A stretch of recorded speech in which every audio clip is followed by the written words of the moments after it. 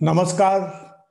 पिछले महीने अमेरिका में जब कैपिटल हिल पर कई प्रदर्शनकारियों ने हिंसा करने की कोशिश की थी, तो उस समय ट्विटर ने वहां के राष्ट्रपति डोनाल्ड ट्रंप के ट्विटर अकाउंट को सस्पेंड किया था इनिशियली, और बाद में फिर उस अकाउंट को उन्होंने परमानेंटली भी बैन कर दिया था। लेकिन अब जबकि भारत में कुछ इसी प्रकार की सिचुएशन देखने को मिल रही है, जैसे 26 जनवरी 2021 को कुछ दिन पहले ही किसानों के आंदोलन के दौरान 26 जनवरी को दिल्ली में काफी हिंसा हुई, काफी वायलेंस हुई।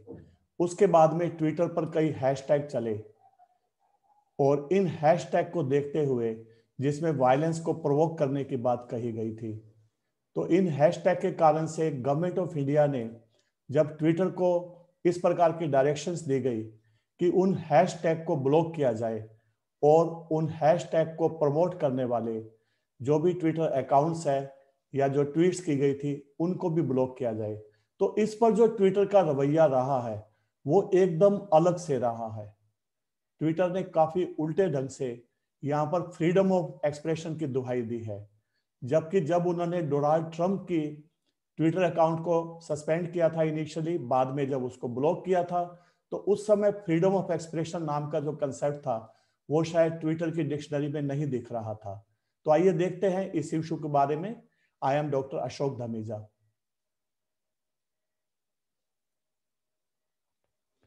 देखिए, 31 जनवरी को गवर्नमेंट ऑफ इंडिया ने डायरेक्शंस दी थी ट्विटर को कि आप 257 ट्विटर के अकाउंट्स या फिर कुछ ट्वीट्स थी या फिर जो हैशटैग था उनको आप सस्पेंड करिए, उनको आप ब्लॉक करिए।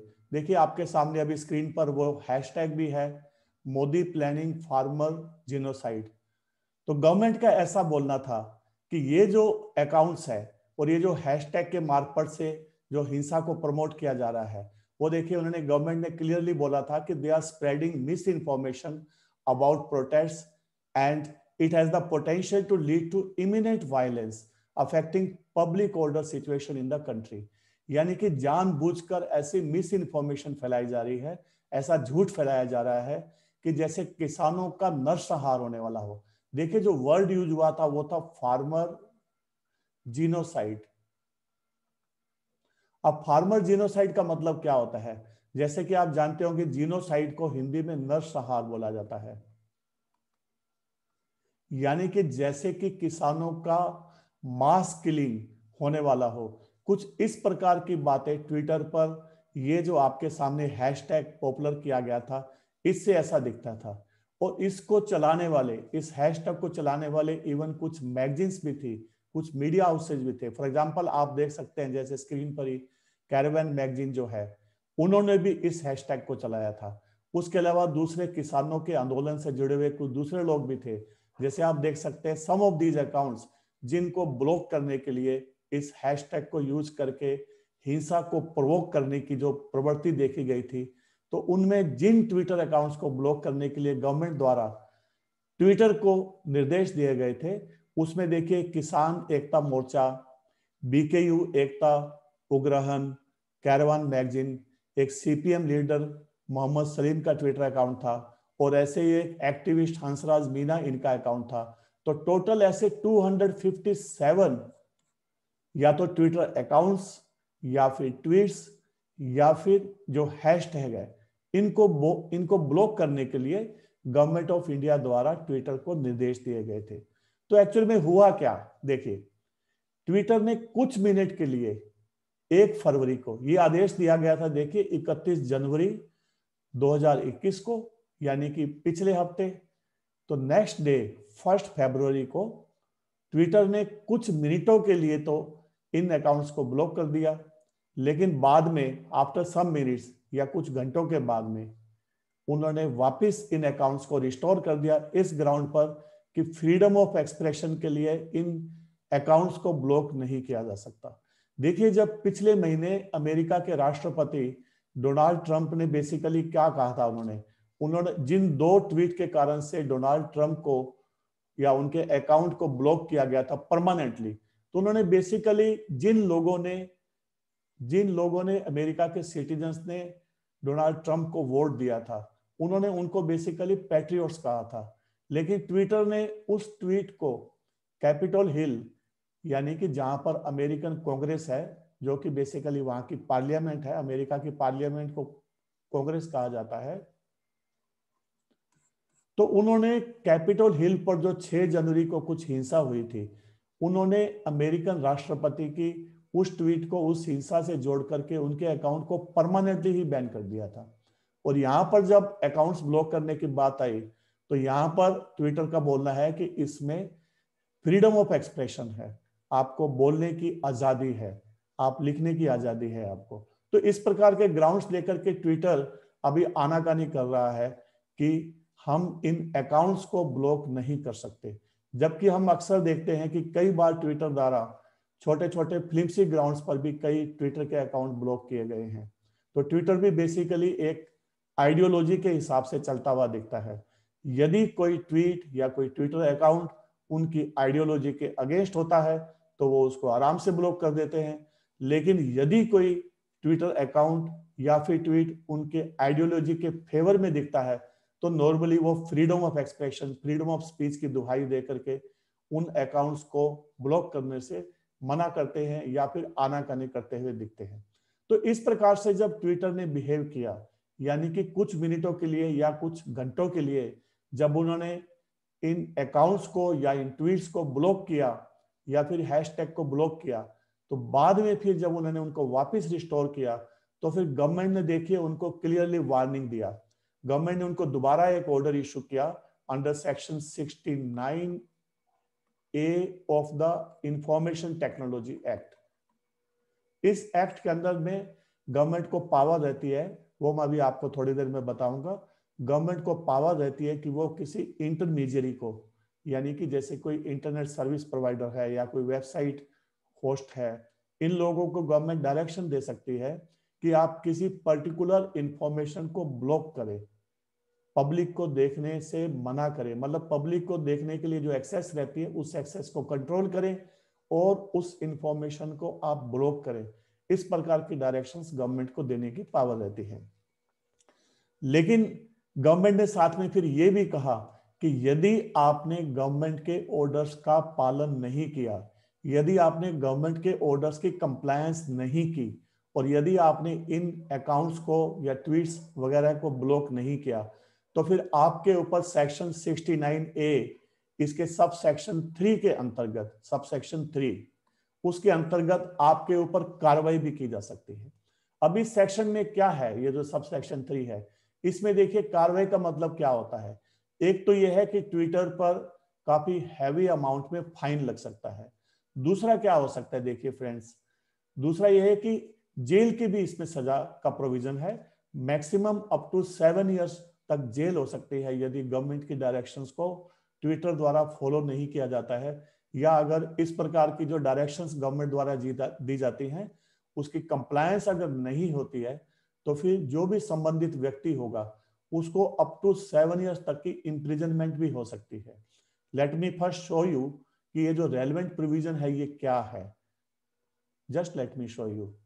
जैसे कि अभी आप स्क्रीन पर देख सकते हैं फ्रेंड्स, देखिए section 61 minute, section I just okay, section 69A of the information technology act, जिसको हम शॉर्ट में आईटी एक्ट कहते हैं, तो उसमें देखिए या तो सेंट्रल गवर्नमेंट या फिर कोई ऐसा specially authorised officer of the government जिसको ये पावर दी गई हो इस सेक्शन के अंडर में, तो इस प्रकार से गवर्नमेंट या उस ऑफिसर को पावर होती है किस बात की, टू डायरेक्ट एन इंटरमीडियरी। अभी इंटरमीडियरी क्या है वो भी मैं आपको बताता हूं। किसी इंटरमीडियरी को डायरेक्शन देने का अधिकार होता है कि वो पब्लिक को एक्सेस ना करने दे, यानी कि पब्लिक की एक्सेस को ब्लॉक कर दे। किस बात के लिए, किसी भी इंफॉर्मेशन के लिए जो जनरेट की गई हो, ट्रांसमिट की गई हो, रिसीव की गई हो, स्टोर की गई हो या होस्ट की गई हो किसी भी कंप्यूटर रिसोर्स में। फॉर एग्जांपल यदि ट्विटर की वेबसाइट पर मान लीजिए इस प्रकार की इंफॉर्मेशन स्टोर की गई है जो कि गवर्नमेंट का बोलना है कि उससे लॉ एंड ऑर्डर की प्रॉब्लम क्रिएट हो सकती है, क्योंकि लोगों को वायलेंस के लिए प्रोवोक किया जा रहा है, ये डरा करके कि मोदी गवर्नमेंट द्वारा किसानों का नरसंहार होने वाला है। तो इस प्रकार के ऑब्जेक्शनेबल कंटेंट को यदि रोकने के लिए गवर्नमेंट चाहे तो इस प्रकार से डायरेक्शंस दे सकती है। और आगे इस सेक्शन में क्या लिखा गया है कि ये जो ऑर्डर गवर्नमेंट पास कर सकती है वो किन किन ऑब्जेक्ट्स के लिए पास कर सकती है, कौन से उद्देश्य के लिए। तो वो देखिए क्या है, जब इस प्रकार का ऑर्डर पास करना जरूरी हो, किसके लिए, in the interest of sovereignty and integrity of India, India की अखंडता के लिए, देश की रक्षा के लिए, या फिर देश की सुरक्षा के लिए, मे बी आंतरिक सुरक्षा फॉर एग्जांपल, या फिर दूसरे देशों के साथ हमारे फ्रेंडली रिलेशंस के इंटरेस्ट में, या फिर पब्लिक ऑर्डर के इंटरेस्ट में। अब पब्लिक ऑर्डर मतलब किसी वायलेंस को रोकना, law and order problem create ना हो, उसकी इंटरेस्ट के लिए। या फिर ये देखिए जो लास्ट प्रोविजन है वो काफी वाइड है, for preventing incitement to the commission of any cognizable offence relating to the above. जो ऊपर जो देखिए 5 बातें लिखी गई हैं, मैं again I will clear it. देखिए ऊपर जो 5 बातें लिखी गई हैं, sovereignty, defence of India, security etcetera, इन बातों से संबंधित किसी ऑफेंस के कमीशन को इंसाइट करने से रिलेटेड हो। जैसे अभी ट्विटर के केस में अभी क्या है, क्योंकि वो जीनोसाइड के बारे में अफवाह फैला रहे थे, मिस इन्फॉर्मेशन फैला रहे थे, तो इसका मतलब they are trying to provoke incitement to the commission of any offence relating to these issues. क्योंकि इंडिया में पब्लिक ऑर्डर की सिचुएशन क्रिएट हो सकती थी, लॉ एंड ऑर्डर की सिचुएशन क्रिएट हो सकती थी, यदि आप किसानों की भावनाओं को भड़काते हैं कि सरकार द्वारा आपका नरसंहार होने का चांस है, जेनोसाइड होने का चांस है, तो नेचुरली उससे काफी ऑफेंसेस हो सकते थे related to creation of public order problem. तो इस प्रकार का प्रोविजन है फॉर एग्जांपल इस सेक्शन में। और आपको मैं यह भी बता दूं कि पिछले कुछ महीनों में कई चाइनीज एप्स को भी बैन किया गया था। अप्रोक्सीमेटली 200 से ज्यादा चाइनीज एप्स को जो बैन किया गया था, देखिए वो भी इसी सेक्शन की पावर्स के अंतर्गत ही किया गया था, section 69A of the information technology act. और देखिए जैसे मैंने आपको बोला था कि जो आपको मैंने सेक्शन दिखाया था, इसमें जो डायरेक्शन दी जा सकती है वो किसी इंटरमीडियरी को भी दी जा सकती है, किसी गवर्नमेंट एजेंसी को भी ये डायरेक्शन दी जा सकती है। मैंने आपको यह सेक्शन ब्रीफ में दिखाने की कोशिश की है।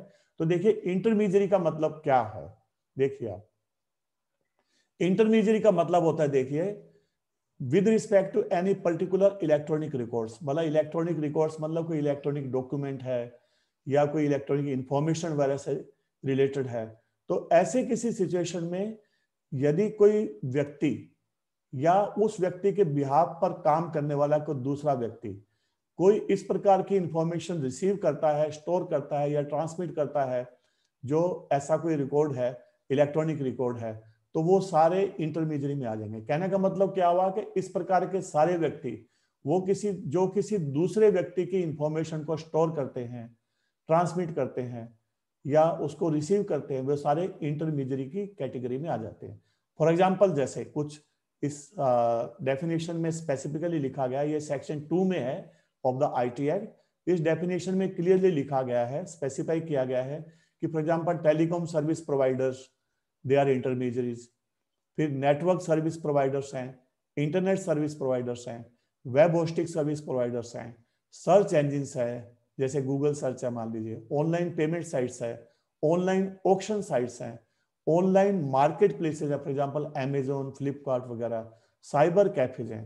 तो ये सारी बॉडीज तो डेफिनेटली इंटरमीडियरीज की कैटेगरी में आती ही हैं, लेकिन साथ में जैसे ये जनरल प्रोविजन भी दे रखा है, कोई ऐसा व्यक्ति जो किसी दूसरे व्यक्ति के बिहाफ पर कोई इंफॉर्मेशन रिसीव करे, स्टोर करे या ट्रांसमिट करे, और कौन सी इंफॉर्मेशन, इलेक्ट्रॉनिक रिकॉर्ड से रिलेटेड, मतलब कोई इलेक्ट्रॉनिक डाटा, जैसे फॉर एग्जांपल ट्वीट्स भी इसमें इंक्लूड हो जाएंगी, फेसबुक के कमेंट्स भी इसमें इंक्लूड हो सकते हैं, फेसबुक का पोस्ट भी इंक्लूड हो सकता है, कोई पिक्चर भी इंक्लूड हो सकते हैं जो आप किसी वेबसाइट पर अपलोड करते हैं। अभी देखिए मैं आपको बताता हूं, देखिए कि इस एक्ट के अंडर में कुछ रूल्स भी बनाए गए हैं। इन रूल्स के अंतर्गत ये जो सेक्शन 69A मैंने आपको बताया था अभी आईटी एक्ट का, उस एक्ट के अंदर में जो पावर दी गई है उस पावर को एक्सरसाइज किया जाता है इस एक्ट के अंतर्गत बनाए गए रूल्स के अकॉर्डेंस में। फॉर एग्जांपल देखिए ये जो रूल्स है ये सेक्शन 69A के सब सेक्शन 2 के अनुसार बनाए गए हैं। इसमें पार्लियामेंट को पावर दी गई है, I am sorry rather government को पावर दी गई है ये रूल्स बनाने की। तो देखिए फिर रूल्स कौन से बनाए गए हैं, information technology procedure and safeguards for blocking for access of information by public rules 2009। ये 2009 के रूल्स है। तो इन रूल्स के अनुसार जो प्रोसीजर ले डाउन किया गया है, उस प्रोसीजर को फॉलो करते हुए गवर्नमेंट द्वारा सेक्शन 69A की पावर्स को एक्सरसाइज किया जाता है। यानी कि किसी इंटरमीडियरी को ऑर्डर दिया जाता है कि वो पब्लिक एक्सेस को रोके। किस बात के लिए?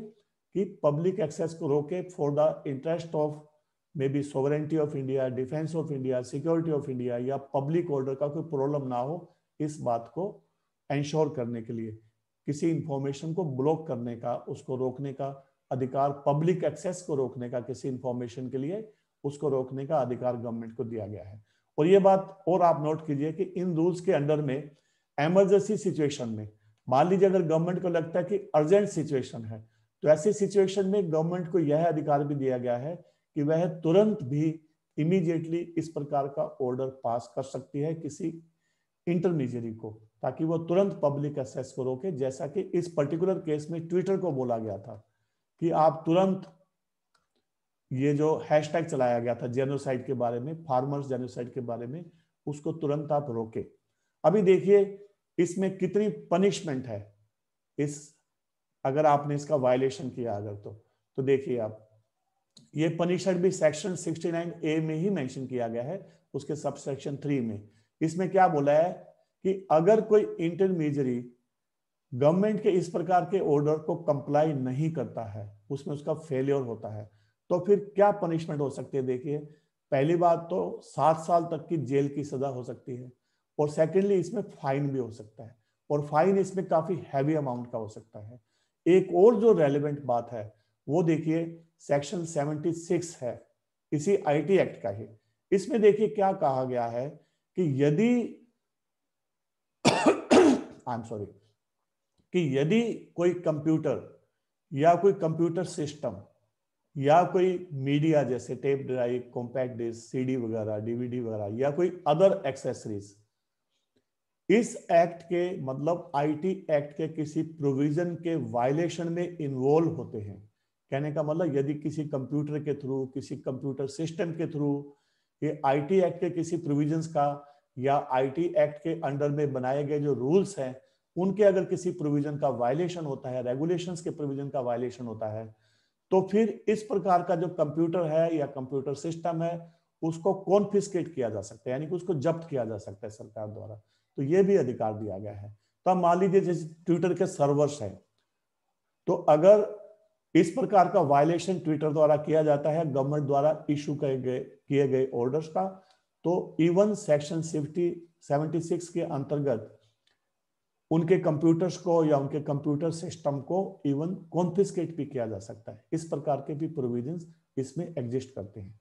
अब देखिए, लेट मी गो बैक, जैसे मैंने आपको बताया था, देखिए तो गवर्नमेंट ने अपने ऑर्डर में यह बोला है कि incitement to genocide is not freedom of speech, क्योंकि ट्विटर ने उन अकाउंट्स को थोड़े मिनटों के लिए, कुछ देर के लिए उनको सस्पेंड किया, पहले ब्लॉक किया, लेकिन बाद में उनको वापस रिस्टोर कर दिया। वो अकाउंट सारे वापस काम करने शुरू हो गए और उन्होंने कारण दिया कि फ्रीडम ऑफ एक्सप्रेशन है, फ्रीडम ऑफ स्पीच है, इसके कारण से हम उनको परमानेंटली ब्लॉक नहीं कर सकते या हम उनको ब्लॉक ही नहीं कर सकते, ये उनका बोलना। हालांकि डोनाल्ड ट्रंप के ट्विटर अकाउंट को उन्होंने कंप्लीटली परमानेंटली ब्लॉक कर दिया था, जबकि उनकी जो ट्वीट थी वो इतनी ज्यादा ऑब्जेक्शनेबल नहीं दिख रही थी, क्योंकि उन्होंने बेसिकली यही बोला था कि जिन लोगों ने उनको वोट दिया है वो लोग पैट्रियट्स हैं।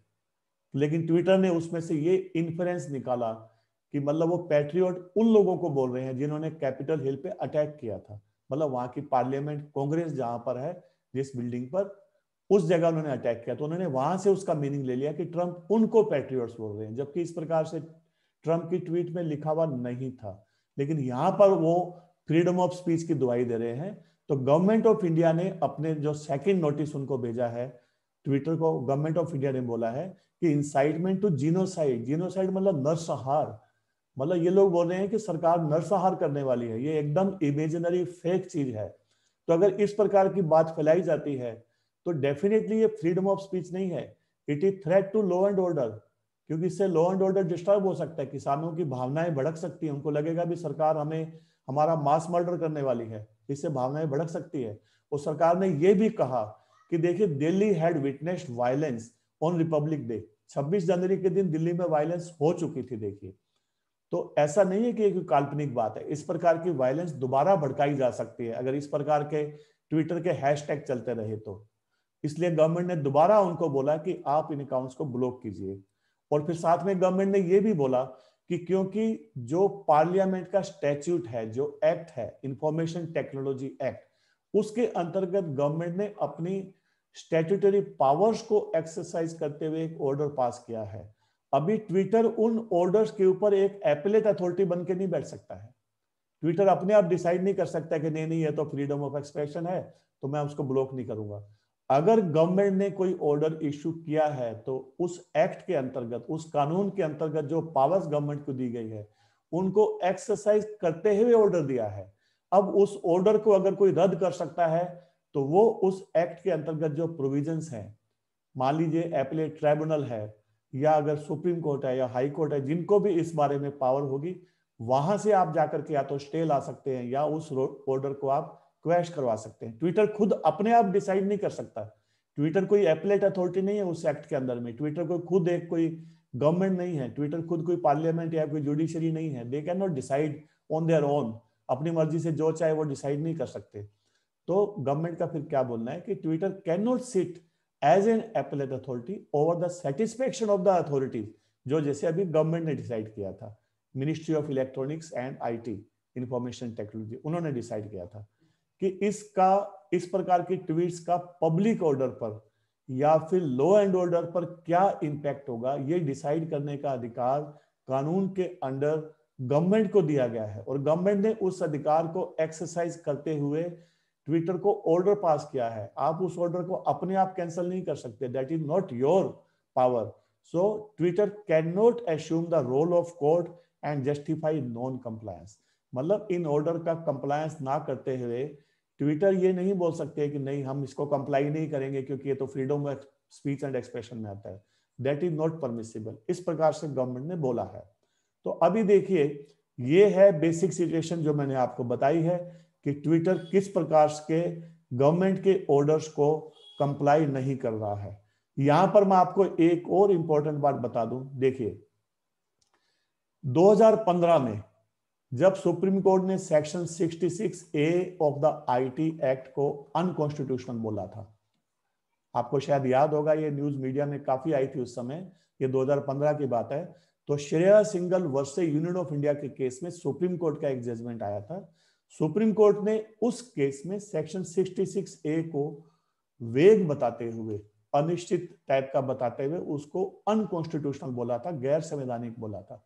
उसको क्वैश कर दिया था, स्ट्राइक डाउन कर दिया था उस सेक्शन को, 66A को। लेकिन उस जजमेंट में आईटी एक्ट के बाकी प्रोविजंस की भी एग्जामिनेशन सुप्रीम कोर्ट द्वारा की गई थी। और उस एग्जामिनेशन के दौरान इस जजमेंट में सुप्रीम कोर्ट ने काफी क्लियरली बोला था कि section 69 of the IT act ये वही सेक्शन है जो अभी मैंने आपको दिखाया है, जिसके अंतर्गत गवर्नमेंट ने अभी ट्विटर को ऑर्डर किया था कि ये 257 जो ट्विटर अकाउंट्स है या फिर कुछ ट्वीट्स हैं या हैशटैग वगैरह उनको ब्लॉक किया जाए। ये वही सेक्शन है।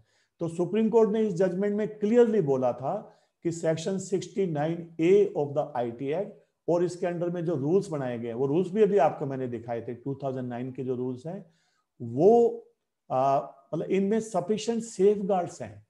कहने का मतलब एकदम ये एब्यूजिव टाइप नहीं है कि लोग का एब्यूज कर रहे हैं, इनमें सफिशिएंट सेफगार्ड्स का प्रोविजन है। तो इसलिए ये जो है अनकॉन्स्टिट्यूशनल नहीं है, यानी कि इस सेक्शन को सुप्रीम कोर्ट द्वारा संवैधानिक करार दिया गया था, इसको कॉन्स्टिट्यूशनल कहा गया था। तो ये देखिए बेसिक प्रोविजन आता है। कहने का मतलब सेक्शन 69A जो है वो सुप्रीम कोर्ट ने उसको कॉन्स्टिट्यूशनल बोला हुआ है, ये सेक्शन वैलिड सेक्शन है और इस सेक्शन में सफिशिएंट सेफगार्ड्स हैं, ऐसा सुप्रीम कोर्ट ने बोला था। तो यदि इन सेफगार्ड्स की एक्सरसाइज में और इस सेक्शन के अंदर दिए गए अधिकारों का प्रयोग करके यदि गवर्नमेंट ऑफ इंडिया कोई ऑर्डर देती है, डायरेक्शन देती है ट्विटर को, और अपने इस जजमेंट में कि पब्लिक ऑर्डर का रिस्क हो सकता है आपके इन ट्वीट्स को अलाउ करने से या इस प्रकार के जेनोसाइड वाले हैशटैग को परमिट करने से, तो आप इनको प्लीज ब्लॉक करिए। अगर इस प्रकार की डायरेक्शन दी जाती है गवर्नमेंट को तो वो फिर कंप्लीटली वैलिड होती है। और यदि ट्विटर को इसके बारे में कोई डाउट है भी मान लीजिए, तो they can go to court, वो कोर्ट से स्टे ला सकते हैं या कोर्ट से इस प्रकार की डायरेक्शन को क्वेश करा सकते हैं। लेकिन खुद होकर के दे कांट डिसाइड कि नहीं नहीं कि आपकी जो डायरेक्शन है वो गलत है और इसमें freedom of speech and expression का वायलेशन हो रहा है। They are no authority, they are no court. तो ये बात आपको क्लियर हो जानी चाहिए। तो फ्रेंड्स देखिए, इसके बारे में एक और रेलेवेंट चीज जो मैं आपको बताना चाहूंगा वो देखिए क्या है। ये आपके सामने देखिए आज के द हिंदू न्यूज़पेपर का एडिटोरियल है। जैसे आप में से ज्यादातर लोगों को मालूम होगा, हिंदू न्यूज़पेपर जो है वो मोस्टली लेफ्ट आइडियोलॉजी को फेवर करता है। ट्विटर भी कुछ लेफ्ट आइडियोलॉजी वाला ही प्लेटफॉर्म है।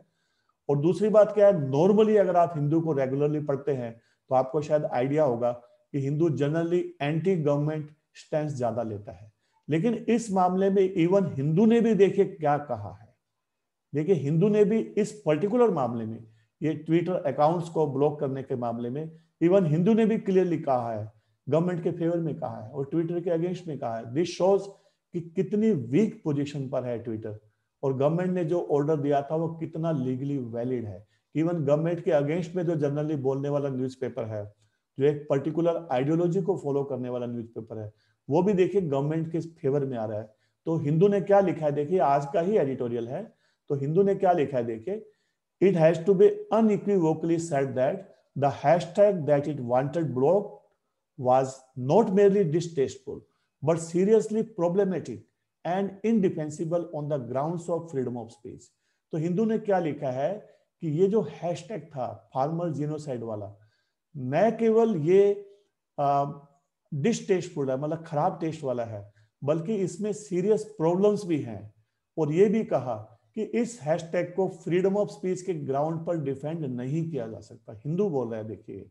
और फिर उन्होंने ये भी बोला है कि आज जो सेंसिटिव सेटिंग बन चुकी है दिल्ली या उसके अराउंड के एरियाज में, तो उस प्रकार से ऐसी कोई भी चीज जिसमें लार्ज स्केल वायलेंस होने का या उसको प्रोवोक करने का पोटेंशियल हो, तो उस तरह की चीज को एक्सेप्ट नहीं किया जा सकता। जैसे कि आप देख सकते हैं, कहने का मतलब यदि इस टाइप का हैशटैग ट्विटर पर फैलाने से मान लीजिए अगर वायलेंस बढ़ने का, वायलेंस प्रोवोक होने का चांस होता है, तो उसको किसी भी प्रकार से एक्सेप्ट नहीं किया जा सकता। यानी कि इवन हिंदू का भी बोलना है कि Twitter is on a very weak wicket.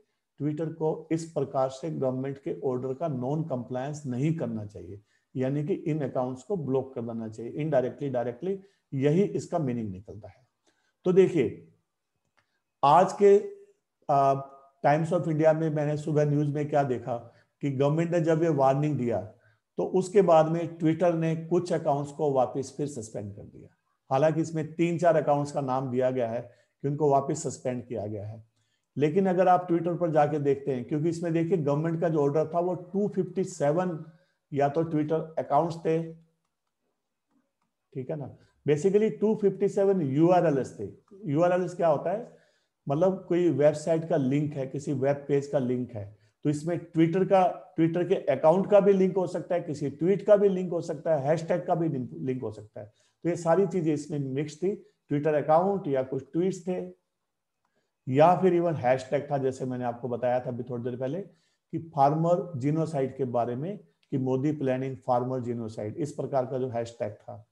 तो एक्चुअल में 257 थे। इस न्यूज के हिसाब से बेसिकली 3-4 ट्विटर अकाउंट को शायद फिर से ब्लॉक किया गया या उनको सस्पेंड किया गया, ऐसी न्यूज मुझे देखने की मिली।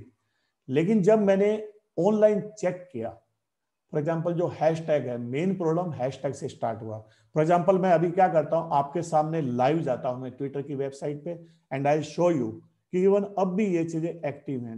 Late me just go there and show you 1 minute. देखिए अभी आपके सामने I have gone to the Twitter website. इस पर देखिए आपके सामने दिख रहा है आपको मोदी प्लानिंग फार्मर्स जेनोसाइड, ठीक है। इसको ये टॉप ट्वीट्स आपके सामने है। मैं यहाँ पर अभी लेटेस्ट पर क्लिक कर रहा हूं तो आप देखेंगे कुछ मिनट पहले या जो सेकंड्स पहले हैं वो भी इसमें आपको ट्वीट्स आते हुए दिखेंगे। मैं अभी जस्ट इसको क्लिक कर रहा हूं, आप देखिए, आप इसको देखिए, अभी देखिए आपके सामने आ गया। देखिए 34 सेकंड पहले किसी ने ट्वीट मारा, 41 सेकंड पहले किसी ने ट्वीट मारा। और आप इसमें ध्यान से देखिए, जैसे देखिए Modi planning farmers genocide, you can see here, you can also see here Modi planning farmer genocide, so it is still active।